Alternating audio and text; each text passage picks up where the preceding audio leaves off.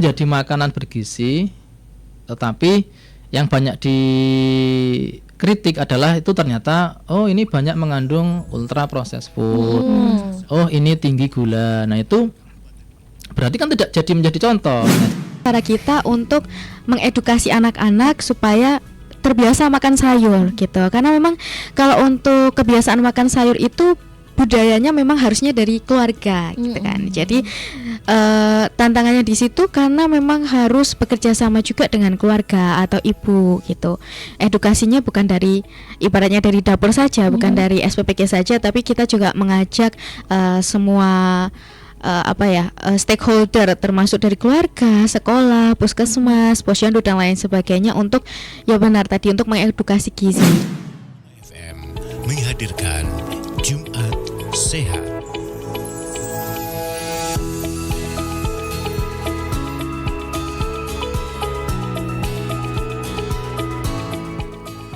Assalamualaikum warahmatullahi wabarakatuh. Irama FM, satu suara makin terpercaya. Selamat pagi pendengar setia Irama FM. Jumat Sehat pagi hari ini menyambut Hari Gizi Nasional 2026. Gizi optimal dan program makan bergizi gratis menuju generasi emas 2045. Banyak yang ingin bertanya, banyak yang ingin penasaran gitu ya dengan tema pagi hari ini, karena kita sudah kehadiran Persagi, Persatuan Ahli Gizi. Kita sapa dulu, nanti untuk tanya-tanyanya boleh langsung. Ada Mas Muflihun atau Mas Akbar saya panggilnya? Ya, boleh Akbar saja mungkin. Oke, Mas Akbar, dan juga di sampingnya ada Mbak Risa. Iya. Oke, selamat pagi Mas Akbar, Mbak Risa. Selamat pagi Mbak Amel. Kabarnya baik ya? Alhamdulillah. Oke. Sehat. Baik, tema pagi hari ini adalah bersamaan dengan Hari Gizi Nasional. Jadi monggo pendengar setia Irama FM yang pengen gabung, pengen tanya, pengen kepo, silahkan boleh sekali di line telepon di 02753214446 atau boleh juga melalui WhatsApp dan SMS-nya di 081392696815. Pendengar setia Irama FM, tentunya Hari Gizi Nasional yang tepat jatuh pada 25 Januari. Betul ya Mas ya? Ya. Oke. 5 Januari, Mbak. Ini kita dengan tema besar yaitu Gizi Optimal untuk mewujudkan generasi emas 2045. Dan untuk membahas topik tersebut, kita akan dengar nih dari Mas Akbar dan juga Mbak Risa. Mas Akbar ini adalah salah satu ketua DPC Persagi Purworejo ya. Nah, boleh disampaikan nih Mas untuk tema pagi hari ini. Oke, baik. Terima kasih Mbak Amel. Assalamualaikum warahmatullahi wabarakatuh. Waalaikumsalam warahmatullahi wabarakatuh. Pada semua pendengar setia Radio Irama FM, perkenalkan kami dari Persagi DPC Persatuan Ahli Gizi Indonesia cabang Purworejo.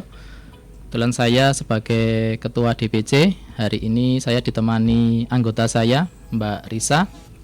Mbak Risa ini ahli gizi di SPPG, benar ya Mbak ya? Oke, baik. Sebelumnya kami mengucapkan terima kasih kepada Dinas Kesehatan Daerah Kabupaten Purworejo yang memberikan waktu kepada Persagi untuk mengisi di Irama FM sebagai bagian untuk memeriahkan Hari Gizi Nasional yang jatuh pada 25 Januari. Itu diperingati setiap 25 Januari dan tema tahun ini adalah Gizi Optimal untuk mewujudkan generasi emas 2045. Oke. Jadi nanti kita akan banyak berbincang terkait ya, mungkin karena ini ada Mbak Risa, mungkin nanti boleh cerita tentang yang salah satu ya program yang sedang ini ya banyak dibicarakan. Betul. Dan menjadi unggulan yaitu salah satunya makan bergizi gratis, itu boleh untuk ditanyakan. Oke, salah satu program nasional yang memang sudah dilaksanakan di berbagai daerah di Indonesia ya. Kita bisa tanya, monggo, mungkin banyak yang bertanya. Salah satunya mungkin orang tua murid Mbak Risa yang langsung penasaran. Mereka kan taunya udah sampai di sekolah ya. Monggo boleh bertanya. Namun kalau tadi Mas Akbar menyampaikan bahwa kunci generasi emas berarti salah satu kuncinya itu adalah gizi gitu ya. Nah, mungkin bisa disampaikan dulu nih Mas, kenapa gizi itu menjadi salah satu penilaian, salah satu unsur sebagai mewujudkan generasi emas 2045. Baik. Ya, jadi begini Mbak. dikatakan bahwa Indonesia akan mencapai Indonesia emas di 2045 ya. Mudah-mudahan nanti kita sampai di sana ya. Mungkin kan Amin. sekarang 2026 berarti Kisah 19 tahun 19 lagi ya, tahun, Saudara. ya, Jadi itu bertepatan dengan 100 tahun Indonesia merdeka. Nah, kemudian di tahun tersebut Indonesia mengalami bonus demografi, di mana usia produktif itu lebih banyak. Nah, jadi usia 15 sampai 64 itu lebih banyak. Nah, diharapkan anak-anak atau remaja yang sekarang, nah nanti ketika saat ini mendapatkan gizi yang optimal, nah nanti ketika di 2045 generasi ini menjadi manusia-manusia SDM yang unggul. Artinya baik secara fisiknya mungkin bisa tinggi-tinggi, secara kecerdasannya juga cerdas, tidak ada penyakit-penyakit degeneratif misalnya diabetes, darah tinggi, atau malah masalah yang masih menjadi ini selalu ditangani adalah stunting di tingkat balita. Nah, mudah-mudahan nanti ketika diberikan gizi yang optimal, nanti di 2045 betul-betul menjadi Indonesia emas, SDM kita menjadi SDM yang unggul seperti itu. Oke, baik. Jadi itu ya salah satu kuncinya, dari balita sudah diurus sampai dengan remaja, kemudian sampai dengan dewasa, karena kita akan menghadapi bonus demografi ya. Oke, nah berarti ini kalau yang namanya gizi, apalagi tadi disampaikan juga stunting gitu ya, itu kan bukan masalah individu ya Mas ya, ini juga masalah pembangunan bangsa gitu. Nah itu gimana itu Mas? Ya, baik. Memang stunting itu kan tidak tiba-tiba ya, dan faktornya itu cukup banyak Mbak. Makanya kenapa itu tidak mudah bisa terselesaikan, karena banyak faktor, tidak hanya dari asupan makanan yang bergizi, tetapi juga mungkin nanti ada faktor-faktor tentang pengetahuan orang tuanya tentang gizi, tentang kesehatan, juga mungkin ada faktor ekonomi ya. Artinya mungkin ini tahu bergizi tetapi dia ekonominya tidak bisa untuk, atau sebaliknya banyak juga yang sebenarnya secara ekonomi mampu ya cukup untuk, tapi dia yang penting dikasih makan. Dulu saya dikasih ibu saya makan seperti ini. Nah itu banyak faktor yang terlibat ya, tidak hanya dari apa yang dimakan, tetapi banyak. Makanya yang sudah itu bahwa stunting itu adalah konvergensi, dan itu bersama-sama di lintas program, dan bahkan NGO juga semuanya terlibat untuk upaya penurunan stunting itu. Oke, memang sudah dari balita itu sangat diperhatikan gitu ya. Nah, kalau banyak isu gitu ya yang beredar masih bahkan sampai sekarang tentang stunting, dan ini menjadi salah satu tantangan yang cukup besar ya. Banyak sekali balita di 1000 hari pertama yang kemudian juga mereka berat badan yang dinilai dan juga tinggi badan, bahkan mungkin stunting di Purworejo belum bisa 100% hilang gitu ya, masih ada beberapa gitu. Nah, dampak terhadap cita-cita generasi emas di 2045 itu apa? Mungkin boleh beralih dulu ke Mbak Risa mungkin ya. Monggo. Oke, jadi mungkin lebih kita bahas dulu stunting itu apa. Mungkin dari pendengar setia Irama FM belum tahu ya stunting itu apa. Dari Bapak Ibu di rumah atau teman-teman di rumah biasanya mungkin taunya sebagai balita pendek gitu. Jadi kalau stunting itu sebetulnya memang masalah gizinya yang sudah kronis. Artinya apa? Memang terjadi dalam jangka waktu yang sudah lama atau sudah panjang begitu. Jadi stunting itu bukan tiba-tiba jadi balita yang pendek, itu bukan, tetapi memang dari akarnya, mulai dari remaja, kita sebagai calon ibu itu gizinya sudah bermasalah, itu bisa jadi untuk nantinya balitanya stunting. Lalu ketika ibunya hamil, untuk gizinya tidak dioptimalkan, itu juga bisa membuat nanti bayi yang dilahirkan itu atau balitanya nanti menjadi stunting begitu. Nah, biasanya memang bisa terlihat itu ketika anak usianya 2 tahun, itu baru bisa terlihat itu stunting atau tidak gitu. Lalu dampaknya apa gitu ya Mbak ya. Jadi dampaknya apa terhadap cita-cita generasi emas nanti di tahun 2045. Jadi nanti kalau stunting itu dampak atau efeknya itu bukan di fisik saja, artinya tidak terlihat dari panjang badan dari balitanya saja, tapi terkait ke perkembangan otak atau kecerdasan begitu. Ketika nanti balita stunting itu biasanya fungsi kognitif atau perkembangan otaknya kurang optimal atau kurang baik begitu ya. Nanti ketika pembelajaran di kelas atau di sekolah itu kan akan berpengaruh gitu ya. Mungkin tertinggal dari teman-teman lainnya atau bagaimana begitu. Sehingga ketika nanti sudah mencapai di tahun 2045 yang diharapkan memang banyak generasi emas bangsa itu bisa menurunkan kualitasnya gitu. Artinya apa? Jadi generasi-generasi yang diharapkan produktif begitu ya, yang tadi untuk bonus demografi di 2045 itu bisa menurun kualitasnya gitu.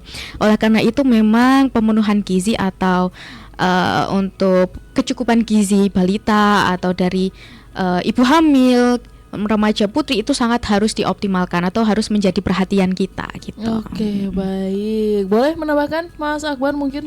Ya. Mungkin kan selama ini masyarakat tahunya kalau stunting itu pendek ya. Ya, sebenarnya kan ya kalau anak stunting pasti pendek.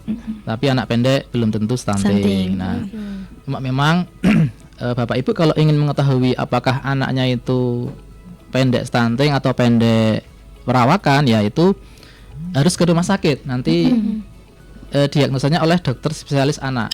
Nah, cuma memang indikator untuk menjadi stunting adalah tinggi badannya lebih pendek dari seusianya. Itu kalau di ada Z-score-nya ya, kurang dari -2 standar deviasi itu sudah masuk kategori anak pendek. Dan kenapa ini menjadi program prioritas nasional penanggulangan stunting ya karena tadi disampaikan Mbak Risa, dampaknya tidak hanya pendek saja Mbak, karena memang nanti berpengaruh di kecerdasan, termasuk mungkin nanti ketika menjadi dewasanya ini menjadi penyakit yang degeneratif ya. Dikasih makanan malah melebar saja, artinya malah menjadi diabetes, menjadi hipertensi. Nah itu ya lebih bagusnya memang dicegah. Jadi mungkin bahkan sejak di bawah 2 tahun, sejak ibu hamil atau bahkan sejak remaja putri ya, itu banyak program-program juga dari pemerintah untuk upaya pencegahan. Jadi stunting itu lebih efektifnya dicegah. Kalau sudah terlanjur menjadi stunting itu pemulihannya agak susah ya. Jadi memang di juknisnya dari Kementerian Kesehatan pun harus dirujuk kepada dokter spesialis anak di rumah sakit. Jadi tidak cukup hanya dengan pemberian PMT atau pemberian MBG, ya itu sifatnya adalah pencegahan. Tetapi kalau sudah terlanjur ya harus dirujuk ke rumah sakit untuk stunting itu. Oke, baik. Betul, bisa dibayangkan ya tadi disampaikan adalah bayi pendek atau anak pendek gitu ya. Untuk pertumbuhan badan saja sudah tidak cukup, bagaimana untuk menambah pertumbuhan otak gitu kan ya. Itu makanya tadi Mbak Risa juga menyampaikan tidak hanya badannya saja, tapi perkembangan otaknya juga akan terhambat. Nggak jadi deh generasi emasnya. Oke, baik. Mendengar Roma FM yang mau bertanya masih boleh banget, silahkan bertanya. Kalau ada pertanyaan di line telepon di 02753214446, WhatsApp dan SMS-nya di 081392696815. Nah, ini yang seru nih, lagi banyak diobrolkan ya, namanya kebijakan gitu ya, pasti pro kontra juga akan terus ada gitu. Nah, terkait hal tersebut berarti kan program bergizi gratis atau salah satu program nasional melihat peran program ini juga untuk mendukung gizi optimal ya Mbak Risa. Nah, itu gimana tanggapannya Mbak Risa? Oke, jadi Mbak Amel memang untuk program MBG atau makan bergizi gratis ya yang sedang mungkin hype ya, isu yang hype sekarang ini gitu. Jadi itu memang salah satu langkah dari pemerintah untuk memastikan generasi bangsa atau generasi emas Indonesia begitu yang diharapkan menjadi penyelamat bangsa gitu di tahun 2045 itu, khususnya di usia sekolah itu mendapatkan asupan gizi yang tidak hanya seimbang tapi cukup gitu. Jadi semua gizi atau kebutuhan gizi dari anak-anak sekolah itu tercukupi dengan baik gitu. Harapannya dengan adanya makan bergizi gratis atau program MBG ini gitu. Jadi kalau untuk ditanya apakah relevan, ya sangat relevan gitu untuk mencegah masalah gizi, terutama tadi yang disampaikan Mas Akbar ya terkait stunting gitu. Kita mencegah gitu, bukan untuk mengobati stunting, untuk mencegah stunting salah satunya. Nah, selain itu juga memang adanya program makan bergizi gratis ini kan untuk mendukung tumbuh kembang anak, dan juga yang tadi ya, untuk juga meningkatkan kecerdasan itu juga bisa, karena ketika nanti anak-anak yang sudah tercukupi dengan baik gizinya itu pasti akan lebih konsentrasi dalam belajar, mengikuti pelajaran dengan baik, nantinya bisa akan menjadi generasi yang cerdas. Begitu harapannya seperti itu. Nah, namun yang perlu digarisbawahi itu kalau untuk MBG atau program makan bergizi gratis itu bukan hanya untuk usia anak sekolah saja, karena kan di masyarakat luas ini banyak yang taunya dikasihnya di sekolah-sekolah aja gitu kan. Tapi sebetulnya Mbak Amel, jadi untuk MBG ini memang diberikan juga di skala balita juga, jadi namanya B3. Ini untuk kelompok usia rentan ya, ada balita, ibu hamil dan juga ibu menyusui gitu. Namanya B3 ya. Jadi nanti kita akan bekerja sama dengan Puskesmas, dengan Posyandu untuk memberikan intervensi gizi, memberikan makan bergizi gratis kepada kelompok rentan tersebut, kelompok B3 tersebut. Jadi kita memang tidak mencegah dari usia anak sekolah saja, tapi dari akarnya, bahkan dari ibu hamil, dari ibu menyusui, dari balitanya, seperti itu. Dan sudah mulai berlangsung sudah, iya. Sudah mulai berlangsung ya. Ini ternyata tidak hanya di sekolah, memang ramainya hanya di sekolah saja gitu. Betul. Tadi disampaikan juga untuk 3 rentan, balita, ibu hamil dan ibu menyusui. Kalau Mas Akbar tadi menyampaikan justru dari remaja. Berarti memang di pundak perempuan remaja generasi emas itu juga. Dan bagaimana tanggapannya tentang sekarang banyak sekali kita lihat di pinggir jalan es teh manis, makanan cepat saji. Itu gimana tanggapannya Mas Akbar mungkin mau? Ya, baik. Oke.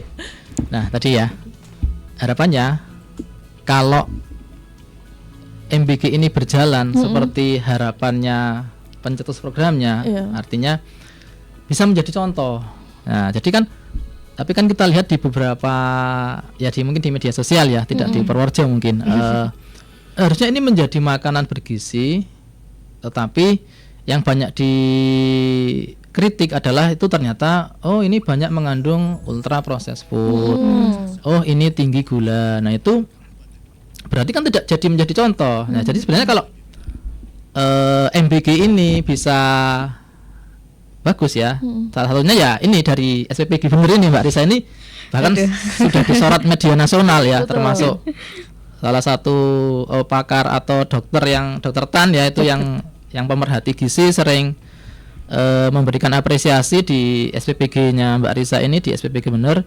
Nah, itu betul-betul seperti yang diharapkan. Artinya juga makanannya tidak hanya dihitung nilai gizinya cukup seperti standar yang mungkin dibuat oleh Badan Gizi Nasional, tetapi juga mempertimbangkan ya bagusnya lebih sering dengan pangan lokal. Betul. Artinya jangan sampai nanti malah jadi anak-anaknya karena ini ultra proses, ini tinggi gula, jadi sukanya seperti itulah. Nanti ya tidak sesuai harapannya. Sebenarnya kalau MBG ini benar-benar bisa sesuai, artinya memang kadang ahli gizinya sudah membuat menu, tetapi ya mungkin tidak di Purworejo, di beberapa yang kita lihat di medsos, mungkin dari yang punya yayasan sudah punya menu sendiri. Nah, itu ya itu yang agak, tetapi kalau di medsos yang disalahkan nanti ahli gizi ya. Mudah-mudahan tidak seperti itu ya. Jadi ya harapannya memang Mbak Amel, ini remaja kita sukanya jajan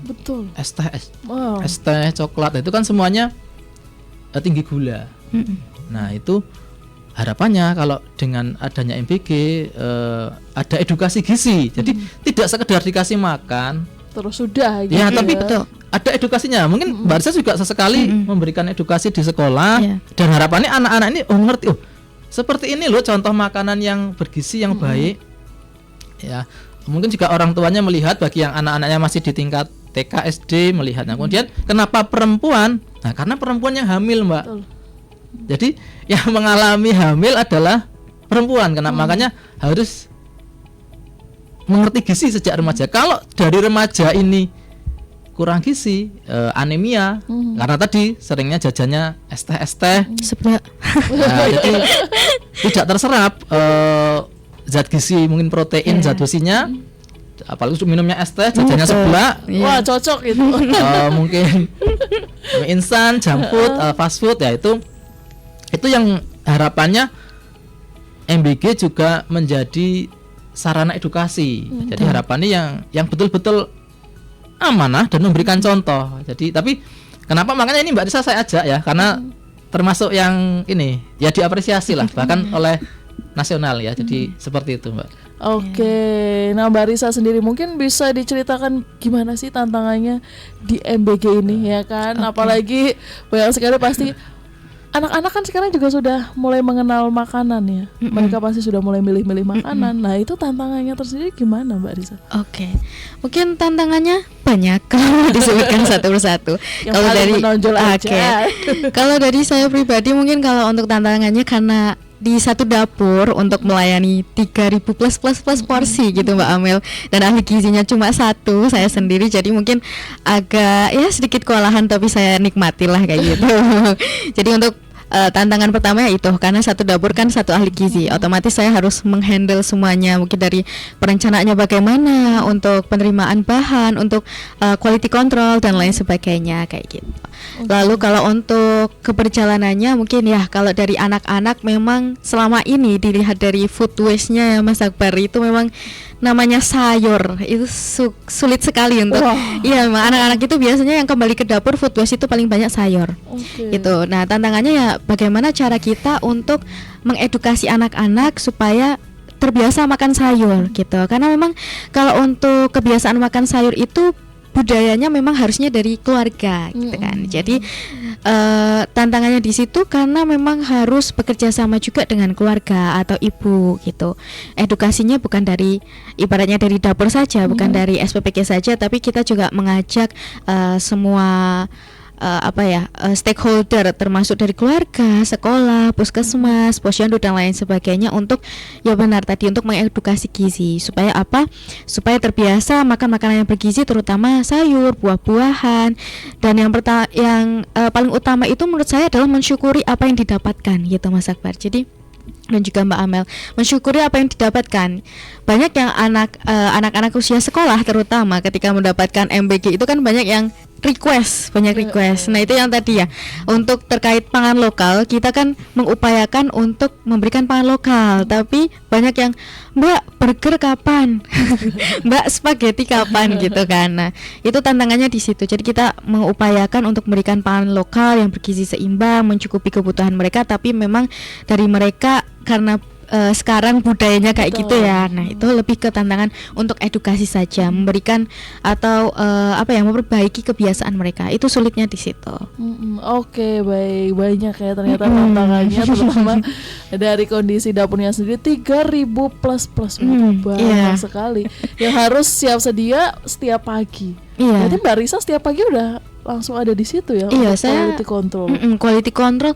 Saya kalau berangkat ke dapur itu jam 3 kurang udah. Waduh. Jam 3 kurang saya sudah berangkat ke dapur. Luar biasa. Semangat. Iya. Semangat ya.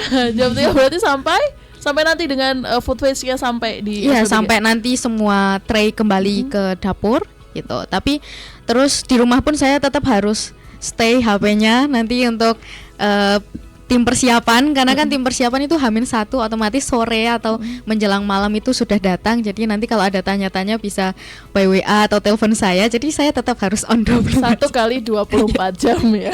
Iya.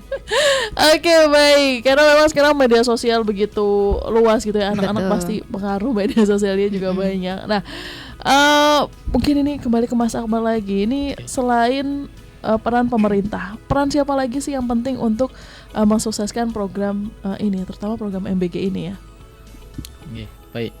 Ya tadi ya sebelumnya terkait menu, kadang mungkin ahli gizi sudah membuat menu yang sehat, tapi tadi sampaikan Mbak Risa, oh ternyata malah pada nggak dimakan, betul. Malah anaknya request, Kak kapan menu spaghetti. Nah padahal itu ya yang termasuk dikritik ya oleh para pakar, kenapa nggak diberikan menu-menu Nusantara. Lokal, nah ya mungkin sesekali nggak apa-apa, tapi variasi. Nanti ya untuk variasi ya, tapi jangan terlalu sering. Tapi nek akhirnya dilema atau dikasih yang bergizi sehat nggak dimakan, ya sudah dikasih yang suka saja, tapi jangan seperti itu. Harapan kami para ahli gizi karena ini semuanya bagian dari Persagi, ya misalnya dari pemilik dapurnya menginginkan yang penting anak-anak suka Mbak, ya tetap ada komunikasi pelan-pelan, ya jangan seperti itu terus Pak atau Bu ya. Tetapi tujuan MBG kan juga sebagai edukasi gizi. Jadi pelan-pelan mengenai terus diperkenalkan. Oke, dan jadi pertanyaan Mbak Amel, selain pemerintah ya tentu banyak ya, termasuk guru, orang tua, masyarakat ya. Misalnya begini, misalnya ada SPPG yang tidak sesuai, nah itu yang mungkin menjadi pro kontra. Ketika tidak ada kritik, nah nanti akan seperti itu. Misalnya sebenarnya nih standarnya porsinya sekian gram, oh ternyata yang diterima kok ayamnya tidak sesuai standar porsi. Ya tentu di gizi itu kalau ukurannya berbeda, nilai gizinya berbeda Mbak. Nah itu jangan hanya bersyukur ya bersyukur, tetapi ketika para pelaksana amanah ini tidak amanah, masyarakat juga boleh memberikan masukan kritik, seperti itu. Artinya dalam hal yang positif, bukan betul. Karena kalau kita lihat ada juga unsur politik, jadi banyak yang tidak suka kritik. Ya, tapi kalau dalam batas wajar itu bisa. Termasuk orang tua juga. Jadi MBG dapatnya ada sayur, nah tapi di rumah orang tuanya ngasihnya mie instan, ya, jadi tidak bisa sosis. Jadi ya betul kan nih Mbak Amel, jangan Bapak Ibu pendengar, jangan mengira sosis itu 100% daging. Itu banyak campurannya ya Mbak Risa. Betul ya sekali. Itu pemicu kanker, pemicu hipertensi. Ya mungkin tidak langsung, tidak habis makan langsung darah tinggi. Tapi setelah nanti bertahun-tahun. Jadi itu kalau pengen daging sapi ya Mbak Amel beli daging saja, dibuat sosis sendiri itu. Nah, tapi nek sudah beli yang frozen, non sewu itu banyak campurannya. Jadi ada peran guru, orang tua, termasuk ya semuanya ya, dinas kesehatan, puskesmas, bahkan ya media bisa untuk mengawal ini. Jadi dan harapan kami ya tidak anti kritik selama ya wajar, tidak yang mencari-cari atau yang di luar itu ya. Jadi sewajarnya ya saya kira tetap masih bisa menerima ya Mbak Risa ya. Betul. Iya, sebagai membangun lah, maksudnya supaya lebih baik lagi. Karena kalau kita menerima masukan atau kritikan, kita jadi tahu kurangnya gitu loh Mbak Amel kan. Jadi untuk peningkatan menu selanjutnya kayak gitu.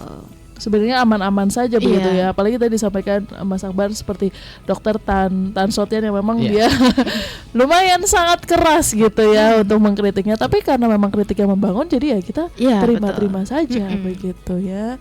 Oke lah, kalau dengan kaitannya tadi dengan remaja, peran remaja di kontes Generasi Emas 2045 dan MBG, mereka kan udah nggak bisa dibilang stunting gitu ya. Remaja berarti mungkin kalau MBG SMA, SMP di kelas 2 dan 3. Nah itu gimana itu Mas Akbar mungkin? Ya baik. Jadi kalau memang yang menjadi kriteria stunting itu di balita Mbak. Jadi kalau ya ini yang jadi permasalahan di masyarakat. Nggak apa-apa ini berat badan tidak naik, nggak apa-apa ini pendek, besok gedenya juga tinggi. Ya itulah masih yang menjadikan kenapa stuntingnya tidak turun-turun, karena masyarakat masih ya sebagian besar masih ada yang meremehkan. Selama anaknya itu nggak sakit, nggak apa-apa. Berat badan nggak naik nggak apa-apa.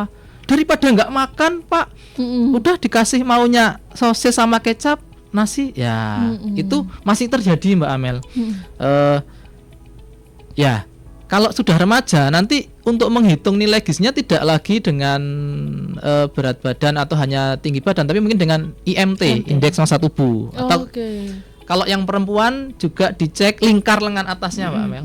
Kalau lingkar lengan atasnya kurang dari 23,5, nah itu berarti kurang gizi remaja putrinya. Kalau lebih dari itu juga bermasalah gizi. Obesitas berarti. Ya, nanti ada mungkin kalau 18,5 sampai 24,9 masih normal. Nanti di IMT-nya nilainya ya dari berat badan dibagi tinggi badan kuadrat dalam meter itu ada nilai, ada rentangnya.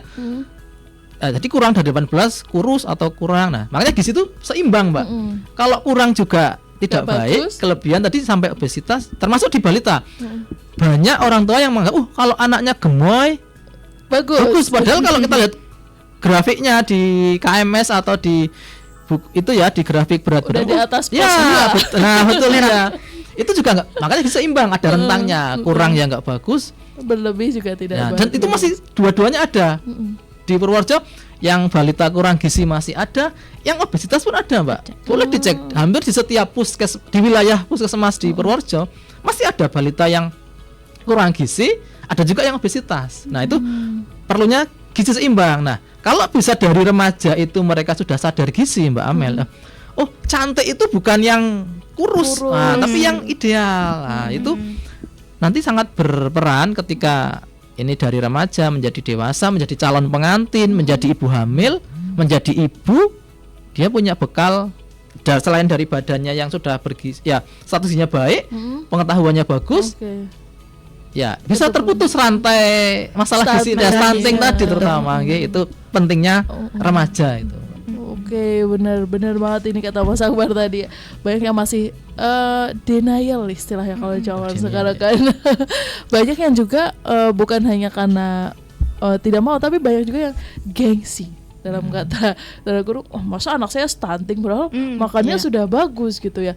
Makannya tiap hari protein hewaninya sudah bagus. Tapi masa stunting sih? Nah, mereka tidak mau menerima bahwa anaknya didiagnosa stunting. Nah, itu gimana itu, Mas?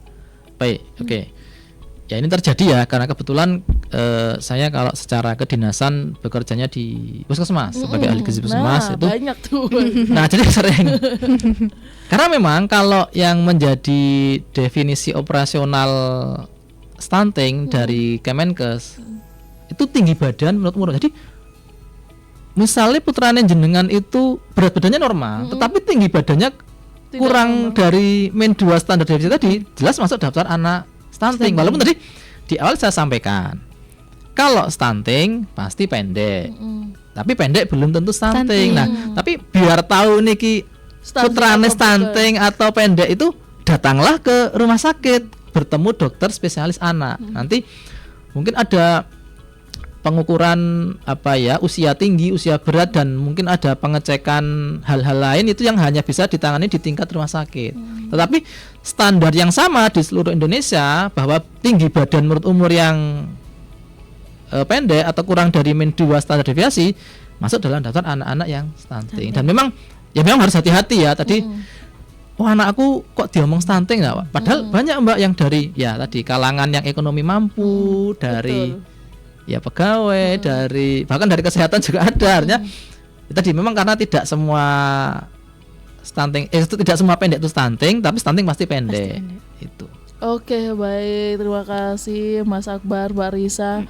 Mungkin sudah seru sekali obrolannya sampai lebih, tapi buat pendengar Irama FM tadi juga banyak pertanyaan yang masuk, tapi sudah banyak juga jawabannya terwakilkan oleh Mas Akbar dan juga Mbak Risa. Terima kasih banyak yang sudah bertanya. Semoga tadi apa yang dijelaskan sudah menjawab semua pertanyaan pendengar setia Irama FM. Di akhir sesi biasanya saya akan selalu tanya closing statement, terutama di Hari Gizi Nasional 2020. Nah, mungkin disampaikan harapan tidak hanya kepada masyarakat, juga terhadap pemerintah. Monggo Mbak Risa dulu mungkin. Oke, Mbak Amel, mungkin sebagai closing statement ya, penutup hari ini di Irama FM ya. Mari jadikan momentum Hari Gizi Nasional di tahun 2026 ini ya, yang masih jatuh di tanggal 25 Januari nanti. Ini kita sama-sama bekerja sama untuk memperbaiki gizi anak Indonesia untuk mencapai generasi emas Indonesia di tahun 2045. Itu kan yang kami harapkan gitu. Jadi salah satu langkah nyatanya ya dengan mungkin salah satunya karena saya bekerja sebagai ahli gizi di SPPG atau Satuan Pelayanan Pemenuhan Gizi ya. Salah satunya dengan program makanan bergizi gratis atau MBG gitu. Jadi kita dukung sama-sama, kita ibaratnya kayak sengkuyung sama-sama, kita dukung sama-sama. Kalau ada kritikan atau masukan yang membangun, yang monggo diberikan supaya dapur-dapur di seluruh Indonesia, tidak hanya di dapur saya, itu akan menjadi lebih baik lagi, supaya nanti juga gizi-gizi anaknya tercukupi, bukan hanya di anak sekolah namun juga di balita, ibu hamil, ibu menyusui yang memang nanti akan melahirkan ya, ibaratnya melahirkan generasi-generasi emas Indonesia di tahun 2045 gitu.